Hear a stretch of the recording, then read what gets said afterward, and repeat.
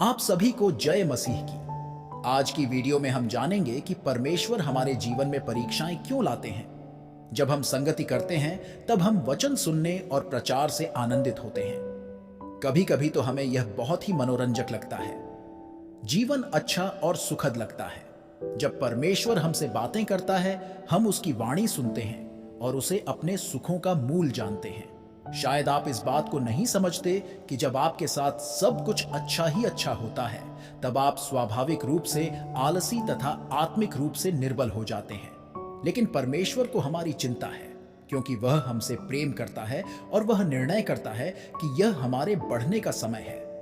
परमेश्वर की इच्छा के अनुसार सारी स्थिति तेजी से बदल जाती है।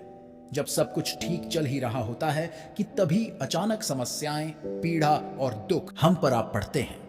समस्याओं में घिरने के साथ ही हम शैतान को फटकारना, शिकायत करना और पीड़ा से चीखना आरंभ करते हैं, लेकिन इन सब से कोई लाभ नहीं होता। हमारा ध्यान आकर्षित करने के लिए पीड़ा और दुख अपना कार्य कर चुके होते हैं। बिना संघर्ष, बिना प्रार्थना और बिना विश्वास के हम उन समस्याओं से बाहर नहीं निकल पाते। याद रखिए, संघर्ष जीवन की आत्मा है। जैसे आत्मा बिना देह का कोई अस्तित्व नहीं, वैसे ही संघर्ष बिना जीवन का कोई अस्तित्व नहीं होता। फिर जब हम दोबारा उसकी बाट जोहने और उसकी आवाज को सुनने के लिए इच्छुक हो जाते हैं, तब परमेश्वर हमको बताता है कि उसके पास हमारे लिए अगला कार्यक्रम क्या है।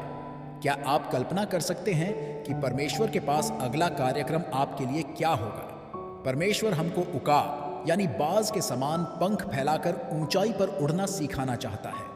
परमेश्वर के इस अद्भुत प्रतिज्ञा का पूर्ण महत्व समझने के लिए हमें मादा उकाब के बारे में कुछ जानने की आवश्यकता है और जवान बच्चों को पालने और उनको प्रशिक्षण देने के तरीकों को समझने की भी आवश्यकता है। मादा उकाब अपना घोंसला पहाड़ की सबसे अधिक ऊंचाई पर बनाती है। वह अपने घोंसले को मजबूत बनाने के लिए नरम तिनकों का इस्तेमाल नहीं करती, बल्कि झाड़ियों की कंटीली शाखाओं का इस्तेमाल करती है। वह अपने आने वाले छोटे बच्चों के लिए अपने पंखों को उखाड़कर घोंसले की भीतरी सतह को मुलायम बनाती है। जब छोटे उकाब अंडों से बाहर आते हैं, तब मां उकाब उनको खाना खिलाती है, उनकी सुरक्षा करती है तथा उनकी प्रत्येक आवश्यकताओं का ध्यान रखती है। इसी प्रकार से परमेश्वर हमारे साथ नवजात शिशुओं के समान व्यवहार करता है और हम अनुग्रह, प्रेम, क्षमा और बहुतायत का प्रबंध और दयावान पिता को जान पाते हैं। उकाब के बच्चों की तरह हम भी सुरक्षित स्थान में रहकर आनंद मनाते हैं। जल्द ही मां उकाब अपने विशाल पंखों को फड़फड़ाकर घोंसले की आरामदायक और कोमल सतह को उड़ा देती है और इससे छोटे छोटे नन्हे उकाब नुकीले कांटों के संपर्क में आते हैं। अभी उकाब के बच्चों ने उड़ना नहीं सीखा है, उनके पंख भी नहीं खुले हैं। यद्यपि तमाम कोशिशों के बावजूद वह बच्चे उस आरामदायक स्थान को नहीं ढूंढ पाते हैं। अब वह स्थान और स्थिति अत्यंत कष्टकारक है। उस आरामदायक स्थान को पाने के लिए नन्हे बच्चों की शिकायत और चीख हवा में गूंजती रहती है। वह नुकीले तिनके बच्चों को चुभने लगे हैं। अब तक इससे पहले बच्चों ने इस पीड़ा का अनुभव कभी नहीं किया था। ये बच्चे अभी बहुत छोटे हैं और इस बात को नहीं समझ पाते कि उनके साथ यह क्या हो रहा है, लेकिन मां उकाब के पास उनके लिए एक योजना है। मां उकाब घोंसले को कष्टकारक इसलिए बना रही है ताकि उसके बच्चे उड़ने का प्रशिक्षण पाने के लिए इस आरामदायक घोंसले को छोड़ने के इच्छुक हो जाएं। आत्मिक जीवन व स्वाभाविक जीवन का भी सिद्धांत है, बिना कुछ गवाए कुछ भी प्राप्त नहीं होता। प्रशिक्षण के इस प्रक्रिया के दौरान छोटे उकाब कंटीले घोंसले से निकलने के कारण अब बहुत प्रसन्न होते हैं। छोटे उकाब को अपनी पीठ पर थामे हुए मादा उकाब घोंसले से कूदती है और हजारों फीट ऊपर आसमान की ऊंचाइयों में उड़ा ले जाती है। हजारों फीट ऊपर पहुंचकर अचानक बिना किसी चेतावनी के उस नन्हे बच्चे को हवा में उछाल देती है। भयभीत होकर छोटा उकाब संघर्ष करता है, लेकिन अभी उसके पंखों में इतनी ताकत नहीं है कि वह उड़ सके। वह नन्हा बच्चा खुद को नियंत्रित करने की कोशिश में असफल रहता है। उस समय जब उसकी सारी आशा समाप्त हो जाती है, तभी मां उकाब जो ठीक उसके ऊपर उड़ रही होती है, जिसे वह बच्चा देख नहीं पा रहा था, तेज गति के साथ नीचे की ओर आती है और उस बच्चे को अपने पीठ पर उठा लेती है। एक बार फिर से बच्चा अपने आप को सुरक्षित महसूस करता है। बच्चे को लगता है सब ठीक हो चुका है, लेकिन मादा उकाब दोबारा ऊंची उड़ान भरती है और इसी प्रक्रिया को दोबारा दोहराती है, और वह ऐसा तब तक करती है जब तक बच्चा उड़ना ना सीख जाए।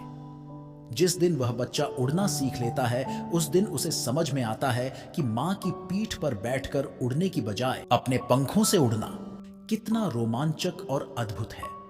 क्या आप कल्पना कर सकते हैं कि मादा उकाब के द्वारा दिया गया प्रशिक्षण कितना अद्भुत है।